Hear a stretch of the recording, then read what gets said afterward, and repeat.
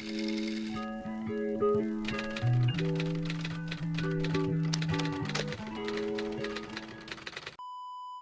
semua, di sini kami akan menjelaskan tentang sejarah hukum di Indonesia. Sebelum itu pada tahu apa itu sejarah? Di sini, aku akan menjelaskan apa itu sejarah secara singkat. Menurut Sartono K.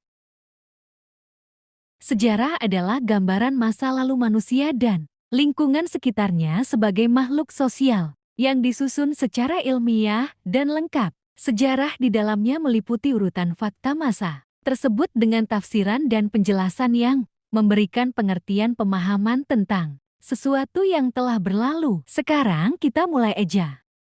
Hukum di Indonesia merupakan campuran dari beberapa sistem hukum, yaitu hukum Eropa, hukum agama, dan hukum adat. Terjadinya pencampuran tersebut adalah akibat bertemunya antara sistem hukum Eropa kontinental yang dibawa oleh Belanda selama masa penjajahan di Nusantara dengan hukum agama dan hukum adat yang memang sudah dianut oleh penduduk Nusantara yang multireligi, etnis, dan kultur. Pengaruh hukum agama di Indonesia karena sebagian besar masyarakat Indonesia menganut agama Islam, didominasi oleh hukum syariat Islam, terutama hukum perkawinan, kekeluargaan, dan warisan. Sedangkan hukum adat banyak diserap dalam perundang-undangan atau jurisprudensi yang merupakan adopsi dan implementasi aturan-aturan adat setempat dari masyarakat berbudaya yang ada di wilayah Nusantara.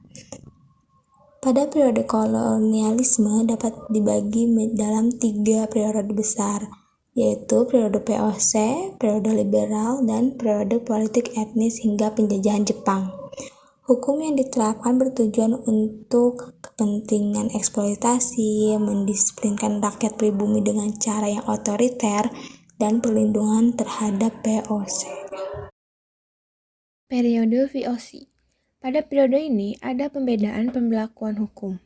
Terhadap orang-orang Belanda atau Eropa berlaku hukum Belanda, sedangkan bagi pribumi berlaku hukum yang dibentuk oleh masing-masing komunitas secara mandiri.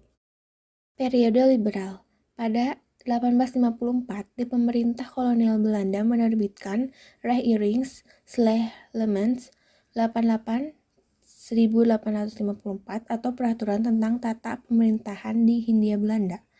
Penerbitan RE 1854 bertujuan untuk melindungi kepentingan usaha-usaha swasta serta untuk pertama kalinya mengatur tentang perbatasan terhadap eksekutif terutama residen dan kepolisian dan adanya jaminan terhadap proses peradilan yang bebas.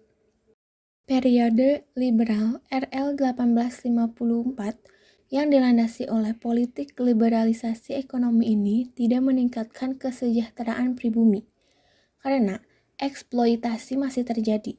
RR 1854 hanya merubah pelaku eksploitasi dari yang awalnya dilakukan oleh negara pemerintah Hindia Belanda menjadi eksploitasi oleh modal swasta. Periode politik etis sampai kolonialisme Jepang. Kebijakan politik etis dimulai awal abad 20 ditandai dengan adanya pembaharuan hukum sebagai berikut.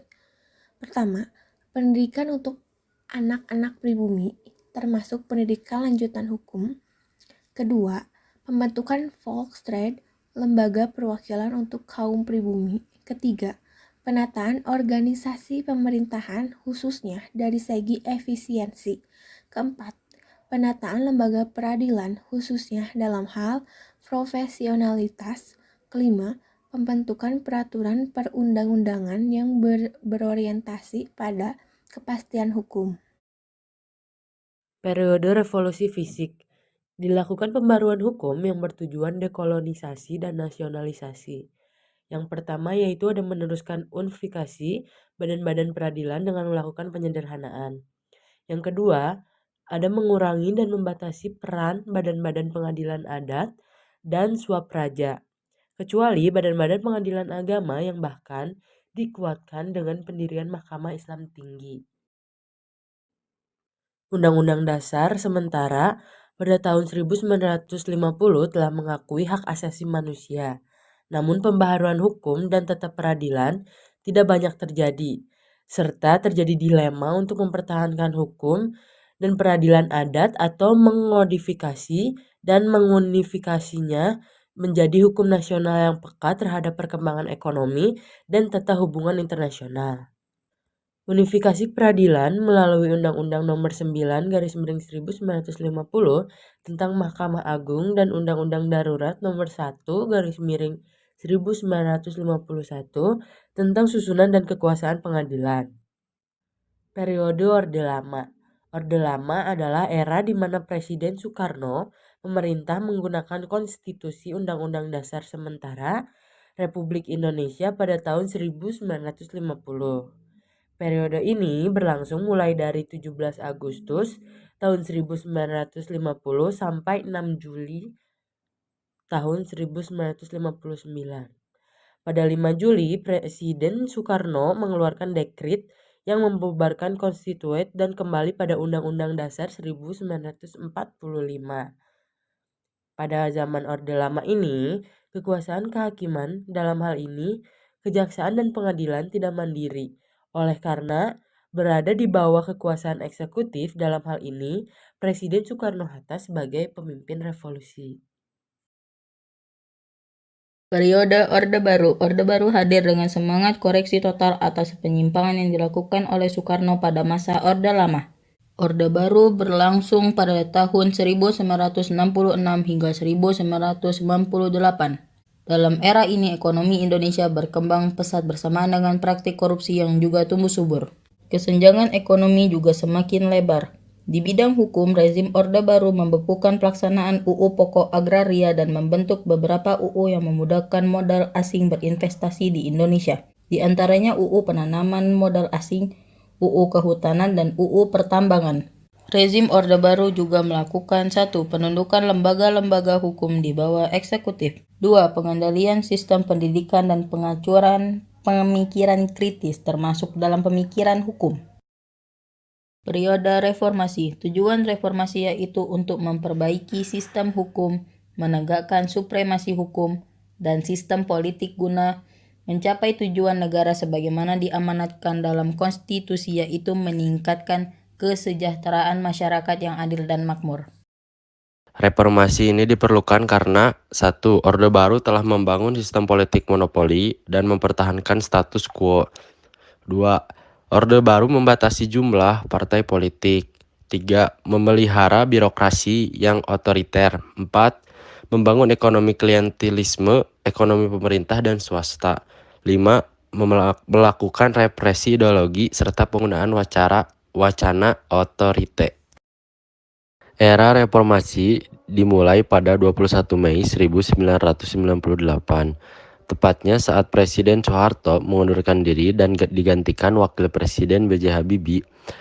Latar belakang jatuhnya pemerintahan Presiden Soeharto yaitu melemahnya ekonomi Indonesia akibat krisis finansial Asia yang memicu besarnya ketidakpuasan masyarakat Indonesia terhadap pemerintahan sehingga menyebabkan terjadinya demonstrasi besar-besaran yang dilakukan berbagai organ aksi mahasiswa di berbagai wilayah Indonesia. Atas lengsernya Presiden Soeharto, Presiden Habibie melakukan beberapa perubahan seperti liberalisasi parpol, pemberian kebebasan pers, kebebasan berpendapat, dan pencabutan undang-undang subversi. 1. Terjadinya 4 kali amandemen UUD 1945. 2. Terjadinya pembaruan yaitu A. Pembaruan sistem politik dan ketatanegaraan. B. Pembaruan sistem hukum dan hak asasi manusia. C. Pembaruan sistem ekonomi. Pada era reformasi, 1. ABRI tidak lagi menjadi bagian dari DPR, DPD menggantikan utusan daerah dan utusan golongan. 2. Terbentuknya multipartai politik. 3. Terrealisasinya penyelenggaraan otonomi daerah yang dititik beratkan pada daerah TK. 2. 4. MPR hanya sebagai forum pertemuan antara DPR dan DPD. 5. Presiden dan wakil presiden dipilih langsung. 6. Terbentuknya lembaga hukum yang baru seperti MK, KPK, dan KY. Mohon maaf bila ada salah kata dan penulisan. Thank you.